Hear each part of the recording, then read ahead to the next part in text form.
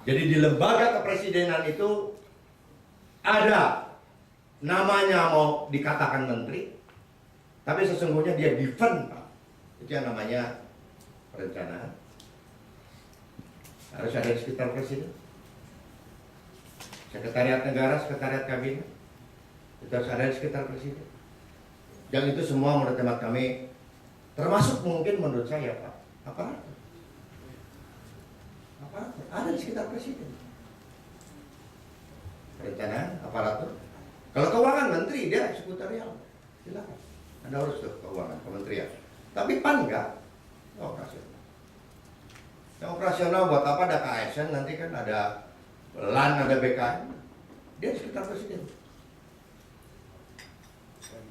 Nah, jadi perencanaan. Dan itu menurut hemat saya gitu. Nggak perlu kementerian. Nggak usah disebut namanya kementerian gitu, enggak. Tapi dia punya undang-undang yang namanya di lingkungan lembaga kepresidenan. Ya, kalau di Hanakan di Amerika itu ada West Wing gitu. BIN itu di sekitar situ.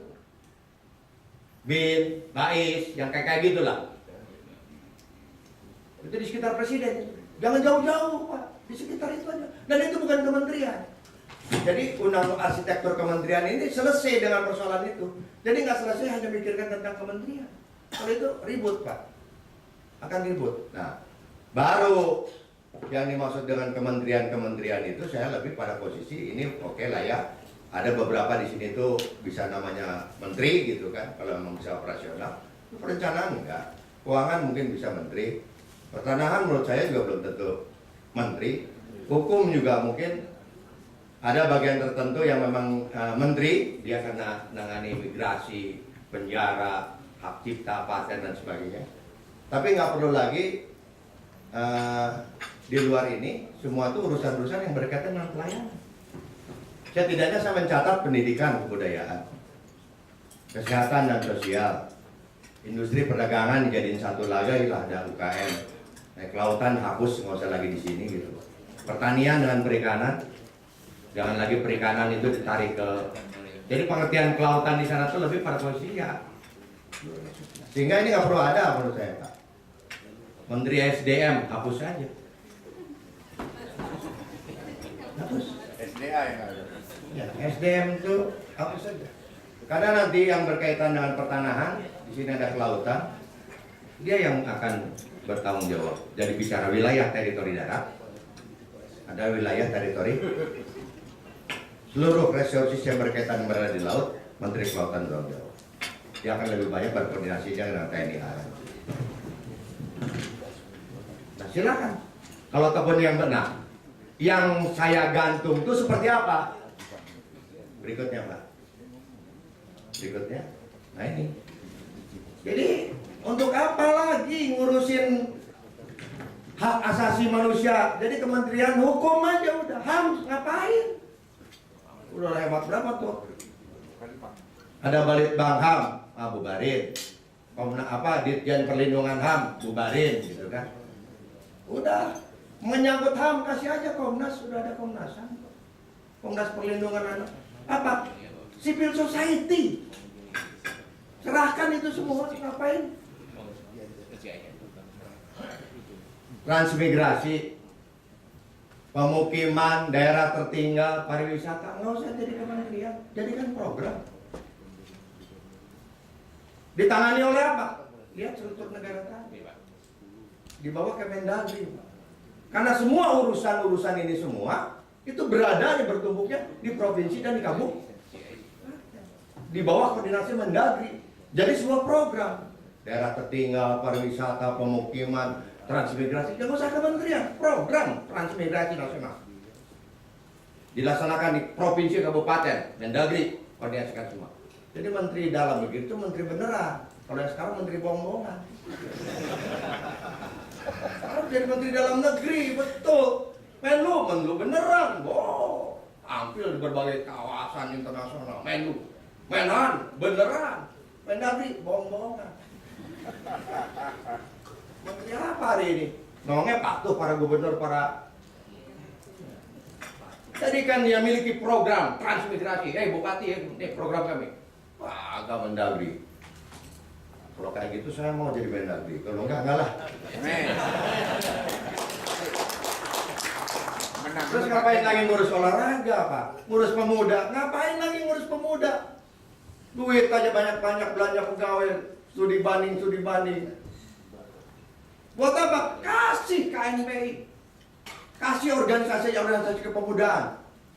Berikan uang negara untuk melatih pemuda-pemuda yang bertaraf kualitas internasional. Dan itu uang negara, kasih masyarakat. Terus lagi ada menterinya. Olahraga, kasih KONI, kasih PSSI, kasih semua organisasi olahraga. Negara biayain itu semua. Oh, usah ditangani oleh kementerian. Bahkan mereka berkompetisi. Libatkan civil society lainnya. Lewat ini. Wah, bola lihat hari ini. Bisa berkembang maju jadi bisnis. Kenapa enggak?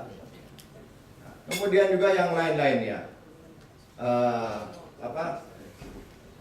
Yang berkaitan dengan civil society seperti itu menurut hemat saya ke depan. Jadi kesimpulannya Pak soal kementerian lagi tadi. Arsitektur yang terakhir. Nah, jadi dengan ini semua saya berkesimpulan jumlah total kementerian itu hanya ada 15. Hanya ada 15.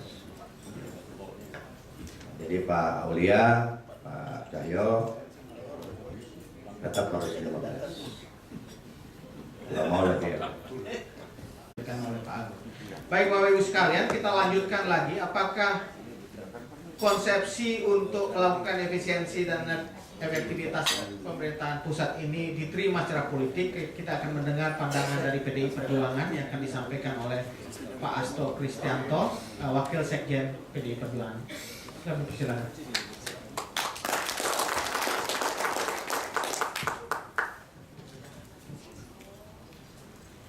Survei menunjukkan. Baik, terima kasih. Assalamualaikum warahmatullahi wabarakatuh. Waalaikumsalam. Salam sejahtera untuk kita semuanya. Om Swastiastu. Yang kami hormati Pak Aswar Abu Bakar, Menteri PAN, Pendayagunaan Aparatur Negara. Tadi gagasannya udah luar biasa dari Bang Agun, bagaimana itu nanti melekat dalam satu kelembagaan presiden. Kemudian yang kami hormati juga Pak Agun Gunanjar, ini senior saya meskipun beda partai politik. Jika sama mahasiswa sudah membaca bagaimana pemikiran Pak Agun, dan dengan gagasan tadi tidak hanya cross cutting Pak, tapi juga efisiensi dalam kabinet kita ke depan sangat luar biasa, sehingga layak kita berikan aplaus buat Pak Agun Gunanjar. Juga Bapak Eko Prasetyo, tadi kami sebagai partai politik banyak menyerap gagasan-gagasan bagaimana performance list structure-nya, kemudian bridging structure, cross-cutting-nya itu nanti akan juga mewarnai kebijakan ke depan. Sekiranya kami dipercaya oleh rakyat untuk memerintah, itu sangat penting. Ya. Dan juga di sini hadir Profesor Mustafa, senior saya juga Pak Aulia Rahman, Prof. Lambok. Dan untuk itu, ini dari PDI Perjuangan sesinya. Terima kasih suatu kesempatan yang diberikan kepada kami. Mengingat pada dasarnya suatu bangunan tata negara kita itu baru bisa diformulasikan dengan sangat baik dalam suatu kedaulatan politik dan ekonomi, dan suatu susunan kabinet itu juga ditujukan untuk memerdekakan rakyat Indonesia dari jeratan kemiskinan, kebodohan dan ketidakadilan. Maka pada kesempatan ini saya ingin menyampaikan salam nasional kita merdeka. Itu salam nasional yang oleh Bung Karno melalui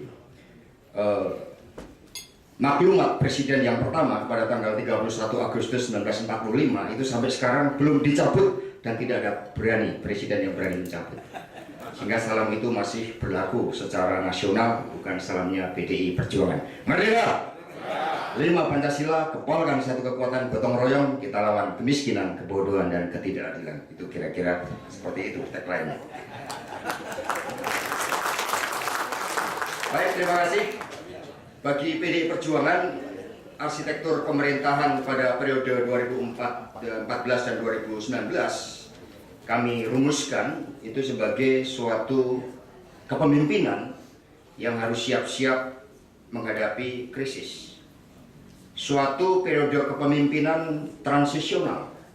Sehingga kami melihat dalam suatu perspektif jangka panjang 30 tahun ke depan, bagaimana nanti Indonesia bisa kembali membangun kebangkitan dan kejayaannya pada tahun 2045, sehingga kepemimpinan 2014 dan 2019 adalah kepemimpinan transisional sekaligus suatu kepemimpinan transformatif. Mengapa? Karena kita lihat saat ini resultante dari berbagai persoalan bangsa nampak akan bermuara pada satu titik. Ada masalah ekonomi terkait dengan rupiah yang makin melemah, defisit transaksi berjalan yang begitu besar, kemudian ketergantungan kita terhadap impor. Ketela saja kita impor 13.000 ton per tahun 2012, data BPS, itu menghilangkan kecerdasan kita sebagai anak bangsa. Ketela harus impor, sehingga Bang Aulia Rahman ini nggak berani menyanyikan lagu Kos Plus sekarang, tongkat jadi tanaman, nggak berani. Situ. Kemudian juga berkaitan dengan krisis sosial dan juga wibawa negara. Kita punya bayangan Mahkamah Konstitusi, sebuah mahkamah yang hakimnya memiliki sikap kenegarawanan. Ternyata dalam demokrasi yang sangat liberal, mereka jatuh juga. Mereka menghinakan konstitusi oleh persoalan-persoalan transaksional. Nah, dalam situasi terhadap masalah krisis bangsa tersebut, maka bagi kami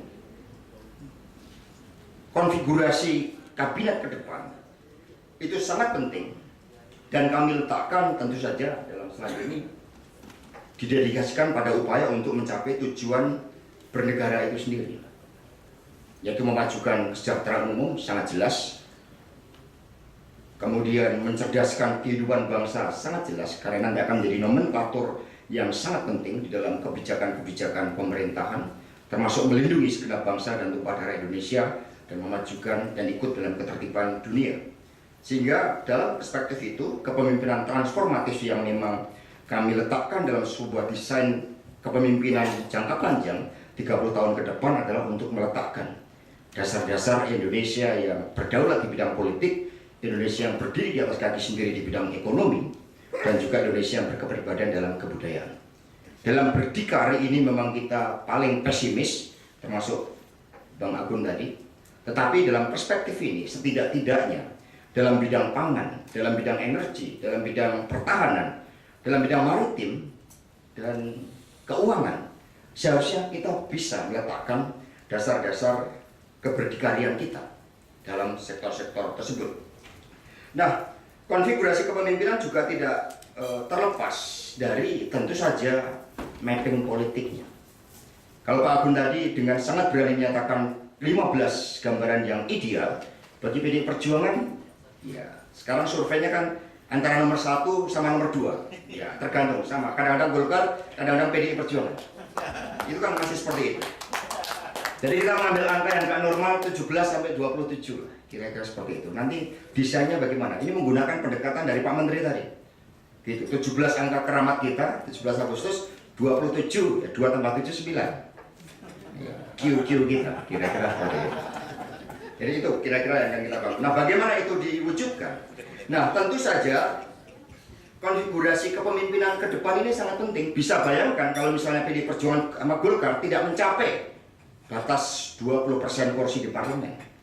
Tentu saja konfigurasi kepemimpinan antara presiden dan wakil presiden, apakah ini merupakan suatu bentuk koalisi partai politik atau suatu bentuk kedaulatan partai karena mencapai di atas 20% kursi, ini akan sangat menentukan. Nah, asumsi kami di sini adalah bahwa partai berdaulat. Kami berdaulat untuk menetapkan siapa calon presiden dan calon wakil presiden dari PDI Perjuangan. Konfigurasi kabinetnya itulah yang melalui koalisi, kira-kira seperti itu. Sehingga melihat tantangan ke depan, kami menggambarkan bahwa kepemimpinan ke depan itu merupakan perpaduan ideal antara kepemimpinan yang kuat memegang prinsip, dan kemudian kepemimpinan juga punya kemampuan manajerial pemerintahan yang sangat handal di situ. Gitu. Tentu saja juga dalam desain kepemimpinan itu sangat jelas bahwa dalam konteks demokrasi Pancasila, musyawarah mufakat dan gotong royong, tentu saja kami mengharapkan agar kita tidak meletakkan figur di atas segalanya. Kita tidak mengharapkan ada seorang yang sangat ajaib, yang mampu menyelesaikan berbagai macam persoalan bangsa. Kami meletakkan dalam suatu konsepsi kerangka sistem di atas figur. Sehingga dalam konteks seperti ini, saat ini kami menyiapkan konsepsi pembangunan semesta berencana, di mana dari haluan penyelenggaraan pemerintahan negara ini kemudian dibumikan dalam sebuah struktur kabinet yang tentu saja memenuhi ya, tujuan-tujuan bernegara tadi. Nah, untuk itu desain pemerintahan kami pada tahun 2014 dan 2019 itu yang pertama sangat jelas bagaimana tujuan bernegara tersebut menjadi dasar dalam menyusun penyelenggaraan haluan pemerintahan negara. Menteri Keuangan misalnya akan diperkuat nanti dalam pengertian nomenklatur kebijakan alokasi dan kebijakan distribusi anggaran harus bisa diturunkan dari 4 pokok tujuan bernegara tadi. Bagaimana APBN berkaitan dengan mencerdaskan kehidupan bangsa? Bagaimana nomenklatur politik alokasi APBN berkaitan dengan memajukan kesejahteraan umum? Harus bisa ditarik pada tujuan bernegara tadi. Misalnya seperti itu. Kemudian, dalam perspektif tersebut, maka asumsi yang kami ambil, itu yang pertama adalah bahwa Presiden dan Wakil Presiden ini merupakan satu kesatuan yang memiliki kesamaan ideologi dan kesamaan politik ekonomi.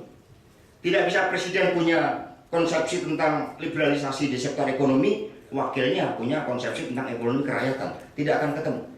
Jadi ada satu pemahaman terhadap politik demokrasi dan politik ekonomi yang sesuai dengan cita-cita para founding fathers itu. Nah, untuk itu maka konfigurasi kabinet ke depan juga akan sangat ditentukan bagaimana kepemimpinan nasional itu merespon terhadap tantangan geopolitik saat ini. Di mana ke depan sangat jelas masa depan kita di Pasifik, orang mengatakan kepentingan asing di Indonesia pasti kuat, siapa yang menguasai Indonesia akan menguasai Pasifik ke depan. Maka Amerika menempatkan marinirnya ya, di Australia. Maka ketegangan di kawasan Laut Cina Selatan itu begitu kuat. Indonesia mengemban fungsi itu. Sehingga kepemimpinan nasional ke depan juga akan menopang bagaimana posisi strategis kita mampu menjaga stabilitas kawasan tersebut.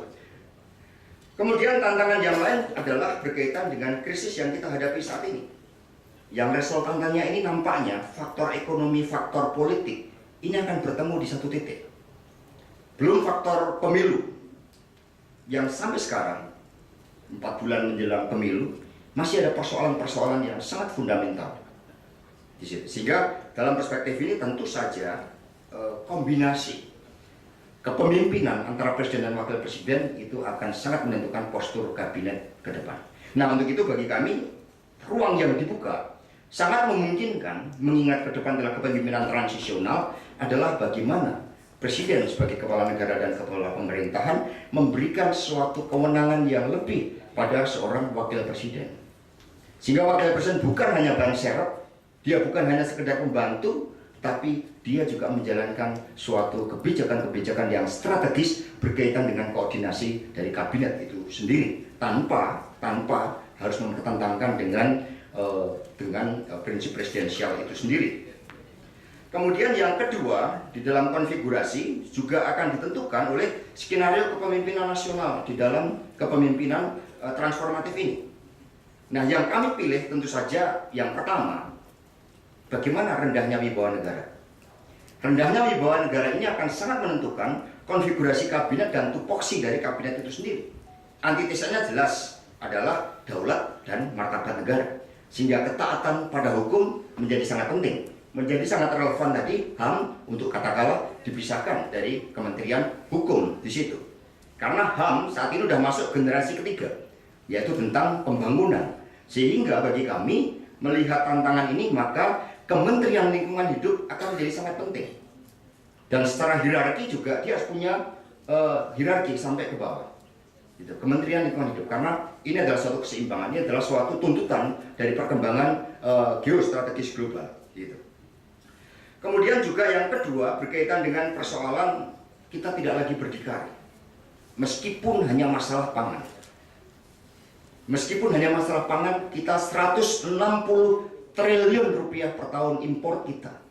Bayangkan mengapa rupiah kemudian melemah. dalam pangan saja kita tergantung. Sayur aja kita masih impor. Itu. Sehingga dalam konteks ini antitesanya adalah berdikari di bidang pangan, di bidang keuangan, energi, ini nanti akan memperkuat postur kabinet yang ditugaskan di fungsi-fungsi tersebut. Kemudian yang ketiga, intoleransi yang kita hadapi sebagai suatu persoalan di bangsa ini yang menciptakan lunturnya identitas kebangsaan kita, konflik sosial. Maka kemudian diperlukan antitesa tentang kembali pada jati diri kebangsaan kita, kebinekaan. Ini juga akan menentukan postur kabinet ke depan. Nah, bagaimana sekarang sesi selanjutnya arsitektur kabinet di dalam menjabarkan tantangan-tantangan global dan konfigurasi kepemimpinan yang tadi saya sampaikan. Yang pertama tentu saja arsitektur kabinet memperkuat sistem presidensial. Kita berharap 2014 ini terjadi konsolidasi demokrasi sehingga sistem presidensial akan diperkuat dengan padanan di DPR yang multipartai sederhana. Kita berharap dengan parliamentary threshold 3,5% ini jumlah partai politik di parlemen akan dikurangi oleh mekanisme demokrasi menciut sehingga efektivitas penyelenggaraan pemerintahan akan menjadi lebih kuat secara sistem. Kemudian yang kedua, kalau kita evaluasi sedikit, mohon maaf ini mengkritik atas pembentukan kabinet di era Presiden SBY, kita lihat yang untuk pertama kalinya saat itu kita terbuai dengan fit and proper, kita terbuai dengan yang namanya akta integritas, kita terbuai dengan kontrak politik. Tetapi ini justru menurut kami mereduksi kewenangan presiden tadi, hak prerogatif presiden, gitu. Karena presiden lah yang punya kewenangan, hak prerogatif untuk itu. Alih-alih kita ada suatu kontrak politik, suatu yang namanya akta integritas, tapi ternyata justru kemudian penyusunan kabinetnya ini mencerminkan adanya suatu politik akomodasi yang berlebihan, suatu power sharing.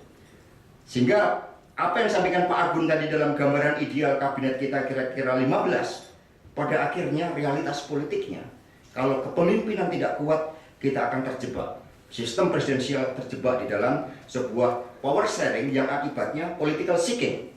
Dulu ada menteri yang sebenarnya dia jago keuangan, ya tidak apa-apa lah asal jadi menteri. Menteri pendidikan juga oke.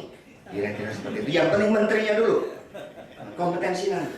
Karena tadi mencari jabatan, mencari kedudukan sebagai akibat suatu koalisi tadi. Kemudian kabinet juga punya roh sesuai dengan tantangan bangsanya. Roh ini yang penting. Kalau Bu Mega kan gotong royong rohnya. Sehingga ini semua bergotong royong untuk mengatasi berbagai macam persoalan itu. Nah, problem utama dari kabinet adalah persoalan koordinasi. Maka yang disampaikan oleh Pak Eko Prasojo tadi menjadi sangat relevan, performance based structure, cross cutting, yang memang fungsi-fungsi bukan prime function, bukan fungsi-fungsi utama, itu bisa kita integrasikan. Fungsi-fungsi litbang bisa kita integrasikan dan sebagainya, sehingga ada suatu desain efisiensi birokrasi karena kesamaan pada fungsi yang kemudian diintegrasikan jadi satu di situ. Sehingga kaitannya dengan koordinasi tentu saja di sini terkait dengan faktor leadership. Dan untuk itu soft presidensialism yang seolah-olah muncul di dalam pemerintahan saat ini ke depan tidak boleh terjadi lagi. Nah, dalam konteks seperti ini melihat tantangan bangsa ke depan, ya tadi melunturnya wibawa negara, persoalan krisis ekonomi, persoalan yang berkaitan dengan intoleransi, maka bagi kami melihat tantangan ke depan, dan ini adalah kepemimpinan transisional, maka dengan mohon maaf pada kajian LAN, kalau dari PD Perjuangan merasa bahwa konfigurasi kabinet masih memerlukan penempatan adanya menteri koordinator.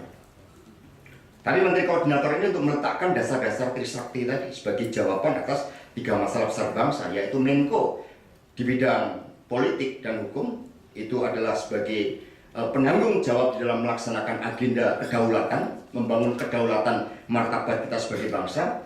Ada Menko yang bertanggung jawab dalam perekonomian dan kesejahteraan rakyat, ini digabung. Jadi bukan kesejahteraan rakyat menjadi Menko tersendiri, perekonomian kesejahteraan rakyat, mengingat muara dari demokrasi politik dan demokrasi ekonomi kita adalah kesejahteraan rakyat itu sendiri dalam perspektif keadilan sosial.